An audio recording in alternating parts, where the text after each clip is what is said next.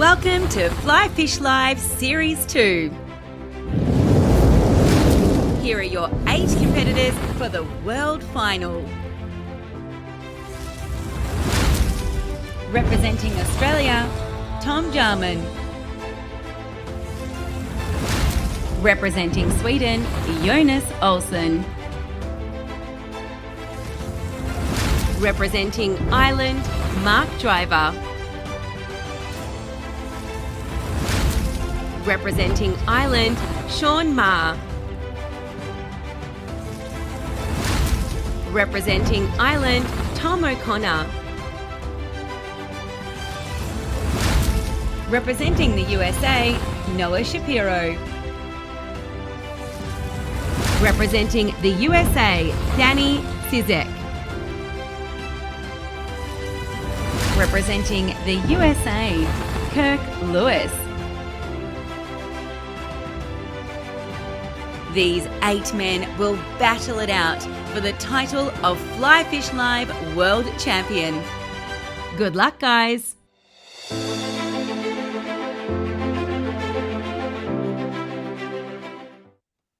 All right, g'day guys. Welcome back to Fly Fish Live.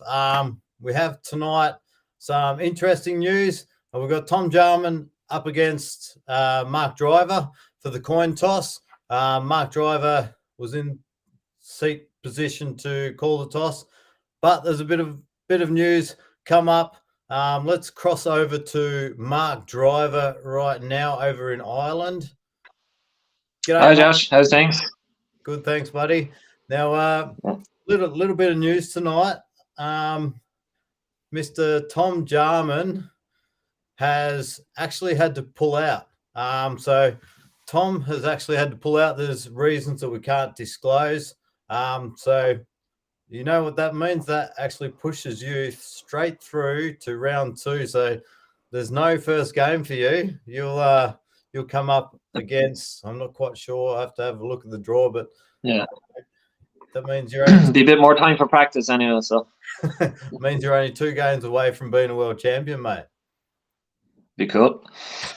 So how the river's looking over there? Yeah, I crossed over the main river a couple of times today. Still quite flooded. You could possibly fish it from the edges, but a lot of the tributaries are they're getting bang on right at the right level to hit those big numbers. So the main rivers, the Nore near me it's still quite heavy and a lot of pushing it, so you'd have to find eddies where the fish should be holding and stuff like that. But it wouldn't be one I'd bank on to get my fish. I'd be fishing the tributaries. It's still a bit early in the season anyway, so there'll still be a lot of fish that were spawning during the winter months up the tributaries, so there should be good numbers up there. I had 2 of my local members from my club back home that came down to visit me at the weekend, and they went out, and I think between the 2 of them over a few hours they did 82 keepers. They lost maybe 10 or 20 fish each as well, so it's promising sign that the tributaries are fishing well anyway. So I just have to find a few sweet spots and make them work when the time comes around. So have you got one spot in mind that you're gonna just practice hard at, or have you got a few different spots that you're looking at, or a few spots? I've one spot in mind definitely. That'll be a banker, but there's 1 or 2 other places I need to kind of scope out a bit more and kind of see if it's going to be, will I get my full hour in that section or not, without having to run too far and move too much, waste any time. So, which is very, very important anyway. So, so we'll see how it goes. Well, mate, we can just do this just for a bit of fun. It was going to be your call anyway. So your call for the toss. So let's see what would have happened just for a bit of fun. We've got the boat one side. We've got the Republic of Panama on the other side. What would you have called? Republic of Panama. All right. And it would have been Republic of Panama. What would you have done? Would you have gone first, or would you have sent Tom in? I probably would have first. Try put a bit of pressure on. Yeah.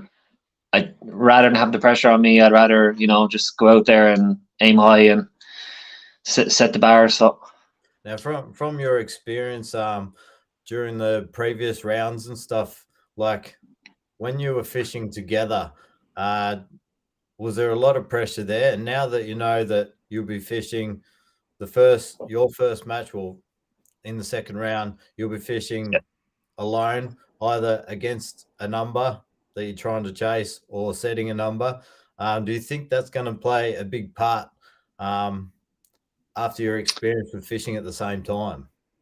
Yeah, like it's good to know the numbers at the same time. Like sometimes knowing the numbers, like if you're falling behind, like I was, I think one or two times maybe with Dave and with Peter and that, like that in the previous matches, that you know, you need to maybe make a move or move upriver, move into a fresh section of water, maybe then, you know, it gives you a bit of a boost. But where you're kind of fishing like this, you're kind of by yourself, and it's like, you know, I'll adjust that into practice as well. But I think it'll be even better for the viewers that there's only one angler. You know, the camera will be a bit more better, hopefully, and you know, there'll be more view for them as well. They can enjoy it a bit more as well, like, which will be, you know, great for them. So but yeah, it'll, if I don't mind playing catch up, I'd rather know the number I have to catch, but if I have to set the bar, I'm going to set as high as I can. So if it's against one of my other Irish companions, it'll be knowing what way the weather's going, because if I've crappy weather and I'm fishing,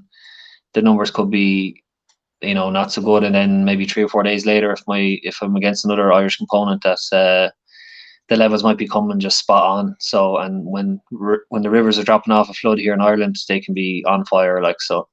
So that could play a part, all right. So, but I'll allow for all that. So. So we've got April and May to get through these games. Now, I have heard from a couple others that during May is probably the best time of the year in the rivers over there. Is that correct?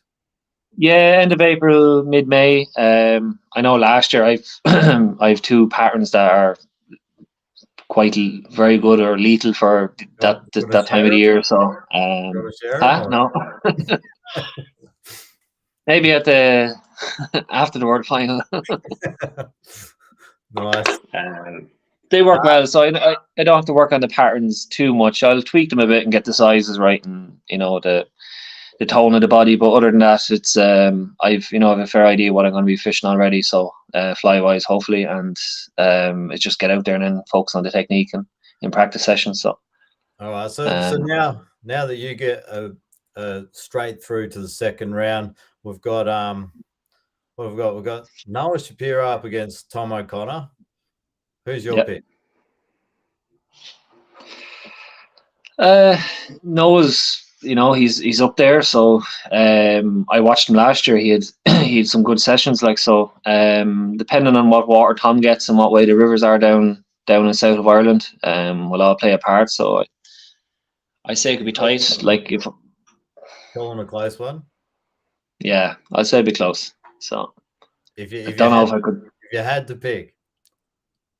If I had to pick, I'd probably say Tom, because if I don't, I won't get any more free honey. So, all right. So then we've got Sean Maher up against Danny Sizik. I believe that could be another very close one. Yeah, Sean will be fishing similar rivers, I'd say, to Tom. I know they've been out kind of doing a little bit together, and with Dave. But I know Danny, he had one very good session last year, and one or two other sessions. Then the numbers weren't as high, like, you know, but he got through, you know, in some of the sessions against who he was playing against. I know he had one very good session. He was slow to start, but then he took off, kind of similar to me in some of my sessions. But so it'd be a good match, like so. Again, it'll just depend on what, you know, I'm sure he's been working on his water, and same with Sean. Is, you know, it'll just depend on the weather conditions and what rivers each of the guys take. So. And next of all, we've got Kirk Lewis up against Jonas Olsen. So what's your pick, that one? Yeah, I'd say I've seen one of Kirk's matches. I don't know, like, I'm not, you know, every year is different. So I don't think he had high numbers in that one match I watched, but you know, obviously if he's put time, we've had plenty of notice ahead of this World Final. So I'm sure he's scoping out plenty of rivers, but I know Jonas up there, he's a lot of titles under his belt, and also he's a lot of, I don't know if the grayling season's over or not up there, but there is a very big abundance of fish up there, I've seen. So and I know from experience and things like that. So I'd say Jonas might pull away with that one. So yeah, so I do remember Kirk's matches. He was fishing middle of summer. yeah, it was very hot. Yeah, Very hot, not much water.